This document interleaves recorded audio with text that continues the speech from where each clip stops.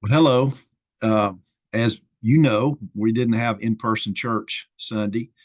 We've had an incredible deep freeze, snow, ice, sleet, snow again, ice, sleet again. I don't know. And it's very cold in the wind chill. It's always difficult to make a call about not having in-person worship. But I know you understand to keep people safe. So I hope that you will enjoy and benefit from this devotional message that I wanted to share with you today in lieu of us meeting together at church. I wanted to do something for us to think about spiritual discipline. So I want to get to that shortly. But I do have a few things just sort of to keep before us as we enter into the next week. We're going to get a lot of rain, but hopefully everything will be back to normal as far as our ministry and work and activities at Trinity. So Wednesday night, we'll have our prayer meeting, all of our missions classes for our kids, youth, Bible study, prayer meeting, and lasagna meal. It's going to be a good meal. All that begins at 4:45 on Wednesday. So pay attention to the website. We have other announcements that are on there. Our Valentine banquet is coming up soon, and on our website under the announcements section, you'll look down there. You'll see a place where you can fill out a Google form and sign up to attend our Valentine banquet, which is February 4. And at our banquet, we will have the Tasha Hill Band. They've been here a couple of times, and I think we all enjoy them very much. Debbie Marsh is catering. That menu will be up on that list shortly. Anyway, just be aware of different activities that will be happening as we enter into next week. And I had planned to share with you my State of the Church message that I give every year in January. I didn't want to do it this way, so I'm going to shift that to this coming Sunday, the 28th, and that's when we'll do that. Okay. So let's think a little bit about the spiritual disciplines. I've been started a sermon series on the disciplines a couple of weeks ago, and this comes from a book that I read many years ago in college by Richard Foster, and I commend that to you, called Celebration of Discipline. And so those ideas become the outline, if you will, of the 12 sermons in the series that I'll be preaching. I'm going to do not all 12 together, but four now in the spring semester of the year. Doesn't feel like spring right now, it's winter, but four now. And those we've already done are meditation and prayer. Upcoming are fasting and study. Those are inward disciplines. In the summer, we'll do four more of those disciplines, outward disciplines, and in the fall, corporate disciplines. Anyway, I want us to think about the reason for doing these disciplines. And I want to give you, as I've been doing in this sermon series, just some quotes and some thoughts to get us engaged in it as we think about why we would want to discipline our spiritual life and what these things might do to help us become more like Christ. So I want to start with a passage from First Timothy in chapter 4, verse 7 and 8. You can read where Paul gives advice to a young Christian leader that he's taken under his wing named Timothy. And in that, he says to Timothy, you need to train yourself to be godly, to be trained to be godly. And he goes on to write that physical training has some value.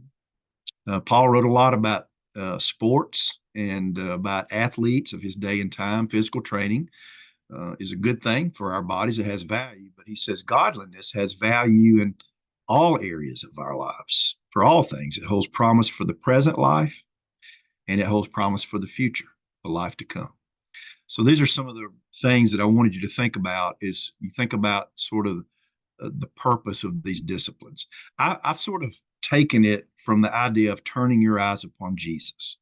You know, I remember that song. I heard it a long time ago, and you and I have sung it together. You've heard that song, Turn Your Eyes Upon Jesus, look full in his wonderful face, his beautiful face. But how do you turn your eyes upon Jesus? I think the disciplines are a way to do that. That's how we actually can look and gaze and understand better our Lord, the one who loves us and saves us and leads us in the world. Richard Foster has a great line in here that I wanted to read for you in his book. He says the classical disciplines of the spiritual life beckon us to the Himalayas of the spirit. I've never climbed anywhere in a mountain really other than the Smoky Mountains, but he imagines us standing at the timberline and then heading up as the end of the timberline up into the highest parts of the mountain. And we, to summit that, it's going to take a lot of effort for us to do. What a view when we get there, to be at the top. And he says, we step out of the timberline with confidence because our guide, who's Jesus, has already blazed the trail. He knows the way and he's conquered the highest summit, and we're going to go with him.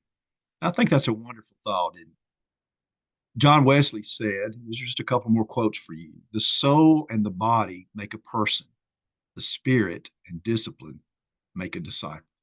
And that's what we're all called to be saved, to be Christian, but to be disciples of Jesus. And then finally, Dallas Willard, who wrote a lot, he was a good friend of Richard Foster, wrote a lot about the spiritual life, says the spiritual life is a life of intersection with a personal God, and it is pure delusion to suppose it can be carried on sloppily, i.e., in lieu of the necessary spiritual disciplines. So that's a challenge. It can't be sloppily. It's got to be something that we are intentional about, and discipline, just that word, means something that makes us become more aware of the work that needs to be done that we can do. Now I want to sort of turn your attention to an old movie now. It's called RV. In the movie, there's a family that's going to head out west on a long trip. It's a comedy, and the dad rents an old RV and they all get in it. He's never driven it before. And the very first scene, he's backing out of the driveway and runs over both his mailboxes. You know, it's that kind of thing. But he has a GPS system. This was the early days of GPS. And he has a GPS system, and it's giving him the guidance, and it's named Lola. So Lola's going and telling him how to go. And his wife is sitting beside him, and she says, don't go that way. If you want to avoid mall traffic, you need to turn right. And Robin Williams is the dad. Robin Williams, that great comic actor. He says, well, Lola says this. And she says, no, you can't go that way. There's a better way. And so at the very last second, he runs a red light and turns right. He follows his wife's advice, which is good. I say that to tell you there are no shortcuts to the place God would lead our lives to be disciples. There's no shortcut. There's no easy way to put it.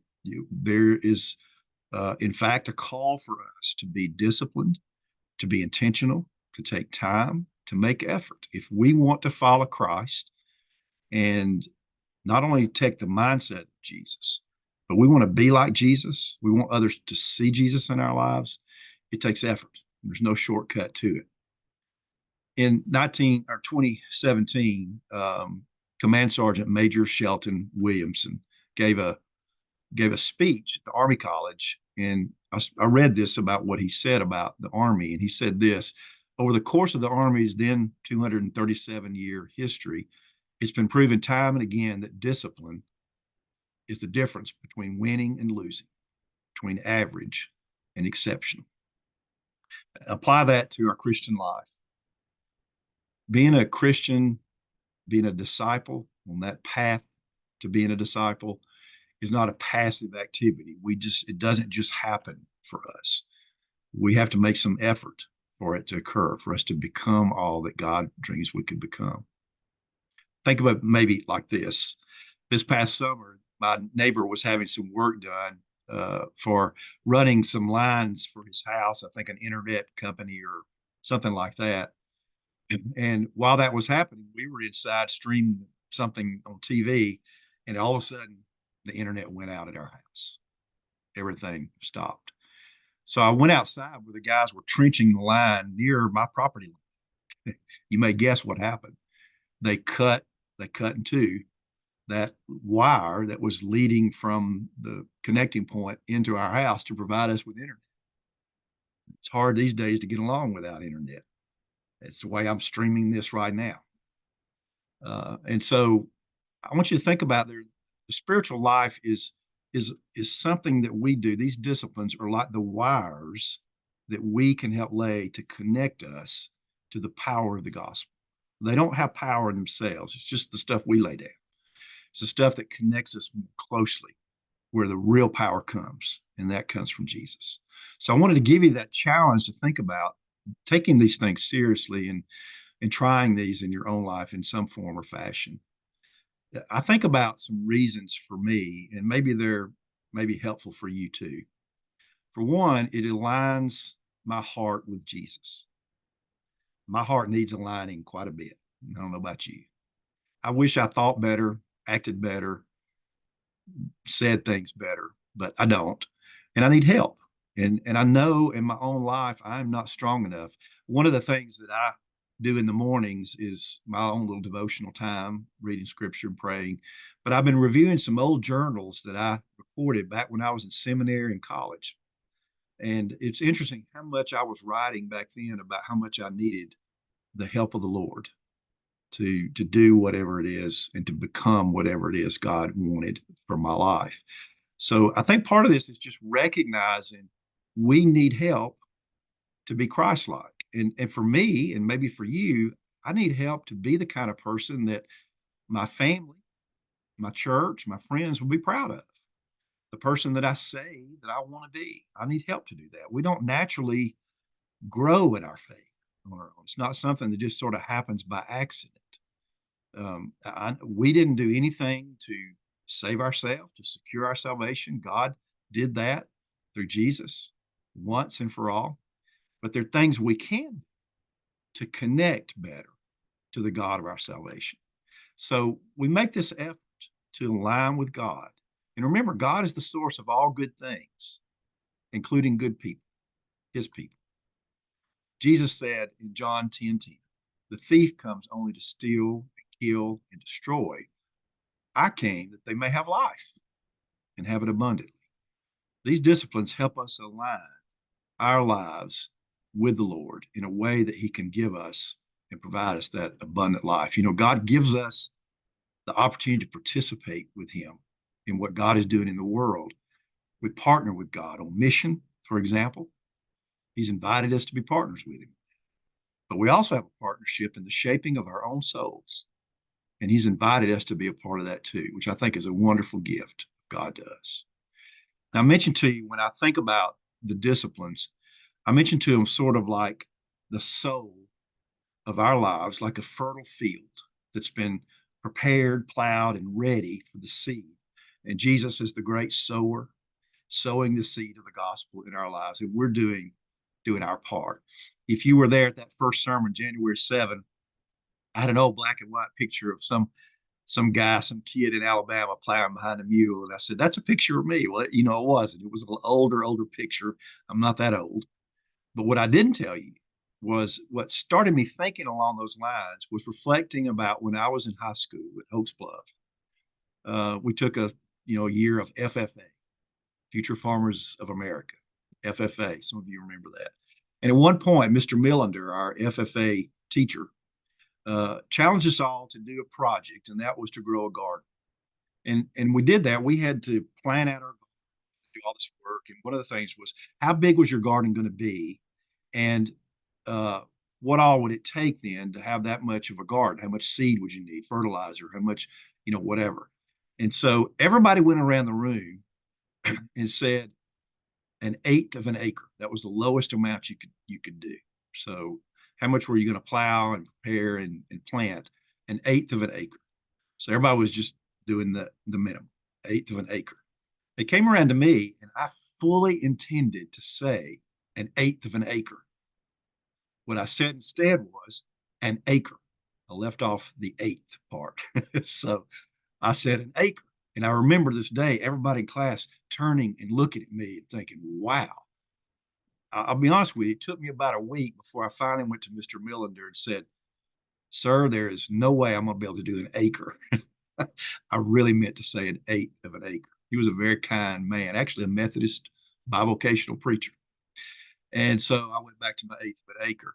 The picture I showed you that day was that guy plowing the field behind the mule. I have a picture of me getting that garden ready, that eighth of an acre, as it turned out, with a real plow. But instead of a mule, my brother Mark was riding on a riding lawnmower. It's a wild thing. I don't know what we were doing, but that's what I was trying to accomplish, just to get that soil ready. However it is we do it, don't think the Lord matters.